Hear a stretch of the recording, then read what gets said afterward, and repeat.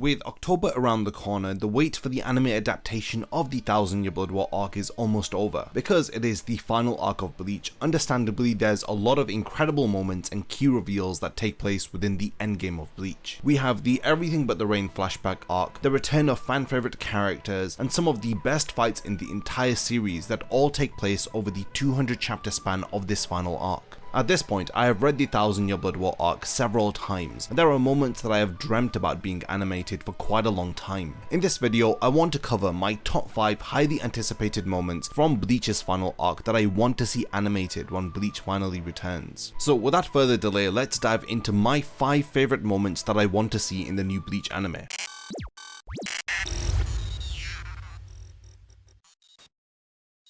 Before the video begins, only 20% of the people who actually watch my content are subscribed to the channel. If you enjoy these videos, then subscribe and stick around for more content just like this. Now let's get back to the topic of the video. Starting off the list, at the last but by no means least spot, we have Kenpachi's training with Unohana, which covers the history between these two characters, the reveal that Unohana was the first Kenpachi, and the shocking revelation that Kenpachi has been subconsciously limiting his power because of Unohana's sin. This incredible battle / training arc takes place immediately after the Quincy's first invasion of the Soul Society. We have little room to digest the devastation that was brought upon the Soul Society, as we have the newly appointed head captain Shunsui decide as one of his first acts that Kenpachi Zaraki needs to be trained in order to strengthen him to retaliate against the Quincy when they return. The exchange between Kenpachi and Unohana takes place within Muken. It is during this moment that we see a totally different side to Unohana that was briefly hinted at throughout the series.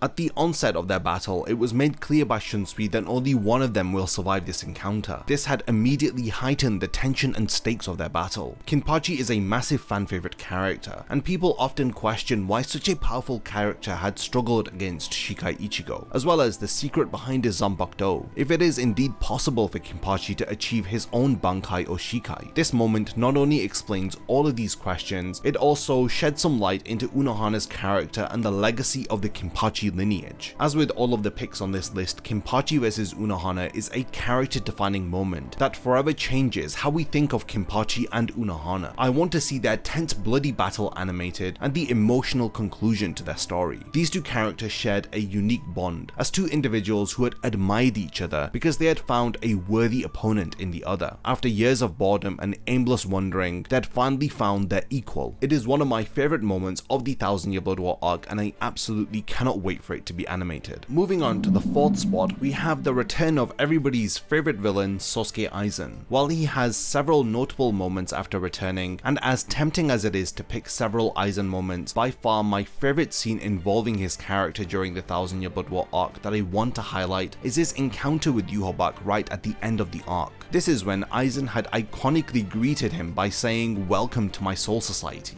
Now this takes place after Yhwach has defeated Ichigo and instills despair into his character. All hope appears to be lost, that is until Aizen takes a stand against Yhwach. Just to think about Aizen fighting for the sake of the Soul Society and on the side of the Shinigami is unimaginable, but we soon learn that Aizen will oppose anyone who tries to control him, and Kubo does a fantastic job with Aizen's character writing, as every line is smug and witty. It is truly awe-inspiring to witness two huge villains casually conversing in this passive-aggressive manner. When the anime finally gets around to adapting this moment, I can see Aizen's greeting breaking the internet. I also predict that their encounter will be expanded upon, because it takes place during the final few chapters of the manga, which we all know were rushed. It was inevitable that an Aizen moment would make it onto this list, and it's a shame that we will have to wait to see this one, since it's at the end of the arc, but I'm confident that it'll be worth the wait. Now, the 3rd spot goes to the most defining moment of our protagonist Ichigo. Yes, I'm talking about The Blade Is Me. Ichigo learns about the truth of his past via the Everything But the Rain flashback. We learn about who was responsible for the death of his mother and why Aizen had said that he was born special during the fake Karakura Town arc. When he returns to Uetsu Nimaya's palace, he reveals to him that Old Man Zangetsu has been posing as his Zanpakuto spirit this entire time. In this moment, we finally learn the identity and mystery behind the two individuals who reside within Ichigo's inner world, as we learn that Hollow Ichigo was his true Zanpakuto spirit, while on the other hand, Old Man Zangetsu was a representation of his Quincy power. powers, which he had inherited from his mother. This is easily one of the most important moments in the entire series, let alone of the 1000-Year Blood War arc. It explains so many questions that we have had about the protagonist from the very first arc of the story. A lot of the criticisms that people have about Ichigo's forms not making sense are explained through the Blade is Me, and most importantly it reveals the true intentions of Old Man Zangetsu and Hollow Ichigo. When Ichigo confronts Old Man Zangetsu, it's an impactful encounter as he questions if he has lied to him this entire time. It really makes for some gripping reading, and it's one of the moments that I'm really excited to see within the anime. I believe that Ichigo's character growth culminates at the Blade is Me. It, like some of the other moments on this list, is truly a defining moment for Ichigo. The Blade is Me ends the first half of the 1000-Year Blood War arc and takes us into the second half after Ichigo acquires his true Zanpakuto and awakens his true dual-bladed Shikai. He becomes one with his Zanpakuto as we understand and appreciate why Kubo had titled this scene The Blade is Me. The second highly anticipated moment of the 1000-Year Blood War arc anime for me is the last stand of Head Captain Yamamoto. When the Quincy had invaded the Soul Society, there was no reason to doubt that the Head Captain would join the battlefield and confront the enemy's leader. Yamamoto's last stand serves as the tragic, inciting incident that makes the Gotei 13 understand that they are weak, and they have to undergo considerable change to protect the Soul Society in the memory of their fallen Captain Commander. The last stand of Yamamoto was brought about after the Quincy had killed his lieutenant, Chojuro Sasakibe. After we learned about the past of the Head Captain and his lieutenant, and how Chojuro had earned the right to become his lieutenant, we truly appreciate the pain that Yamamoto must be feeling as he grieves the death of his most loyal subordinate, someone who was like a son to him. He charges towards the battlefield in a way that we have never seen Yamamoto before, as the burning flames of his Zanpakuto outwardly manifest the intense rage and anger that he feels within. Before he even confronts their leader, he defeats several Sternritters and wastes little time by activating his Bankai against who he thinks is Yhwach. We have seen him stern and imposing in the past, however his attitude here can only be described as monstrous. We truly get to appreciate the full extent of his power, and in this moment we have the reveal of, in my opinion, the strongest and most refined Bankai within the entire manga. The battle between Yamamoto and Yhwach was very personal. It was between two individuals who had a long-standing history with one another, hence the merciless, serious tone of the encounter. I have waited so long to see the flames of Yamamoto's Zanpakuto animated, and finally hearing his last battle in the series voice acted with some incredibly epic soundtrack that I am confident will leave a lasting impression on all of us. Yamamoto's final moments were conveyed so well within the manga. I just hope that the anime can do the source material justice, while still adding to the moment and making it feel even more emotional and impactful than it already is. After the death of Head Captain Yamamoto, it had truly felt like the end of the Soul Society had come. I remember it had devastated manga readers like myself, and I'm hyped to relive the emotions that we had felt when these chapters had first came out 10 years ago. Now, the number one moment that I am looking forward to being animated is Ichigo's arrival at the Soul Society during the first invasion of the Quincy. This moment occurs very early on in the arc, and it is going to be a key indicator for how the other impactful scenes will be handled within the anime. Thankfully, we won't have to wait too long for this moment to be animated, and it builds off of the tension and desperation that Ichigo was feeling after he hears the Shinigami being slaughtered while he was trapped within Kilge's prison. I distinctly remember the first time that I had read the chapter when Ichigo had finally arrived onto the battlefield and Byakuya was on the verge of death. He had pleaded with Ichigo to protect the Soul Society, which was a stark contrast to him telling Ichigo to not forget about his duty to protect Karakura Town during the fake Karakura Town arc. Byakuya at the time was aware that the affairs of the Soul Society should not be burdened upon a substitute Shinigami. However, during the devastating attack by the Quincy, it leaves Byakuya with no choice but to act out of his character and to humbly ask Ichigo for this favor. When I had first read this moment within the manga, it had made me believe that these were Byakuya's last words, and even if they were, it would have made this scene even more meaningful than it already is. But regardless of Byakuya's fate, it doesn't take away from the lasting impact of this moment. It gives me goosebumps when I think about the state of the Soul Society at the moment when Ichigo had arrived. Everyone was out of commission, but they had known that he was on the way. There were plenty of casualties by the time that he had arrived, and all hope seemed to have been lost. That is, until Ichigo had emerged. This moment leading up to him fearlessly confronting Yhwach in chapter 513 is by far one one of my favourite moments in the series, and admittedly I am biased when I say that I cannot wait for it to be adapted, as it's the #1 moment that I've been desperately waiting to see animated ever since chapter 512 had first dropped 10 years ago. Like I have said during this video, there is every chance for each of these moments to be expanded upon within the anime, but in all honesty, each one of these 5 moments don't need to be expanded at all, because they are impactful and memorable moments that I cannot wait to see brought to life within the anime. Now, this was my choice for the 5 most anticipated moments that I want to see in the new Bleach anime, and they were moments that I used to dream about being animated for years before the 1000-Year Blood War arc anime was even announced. Some of the picks on this list have been animated by fans, which is truly a testament to how much of an impact these moments had on the fans when they were first released. We have now reached the point of the video where I want to hand over the discussion to all of you. Do you agree with my choices, or are you looking forward to other moments being animated that I haven't mentioned in this video? I look forward to reading all of your different top 5 lists of what moments you want to see animated most when the Bleach anime returns, so definitely continue the discussion down below. Lastly, thank you for making it to the end of this video, and I can't wait to react to all of these scenes for you when they are finally adapted in the upcoming Bleach anime.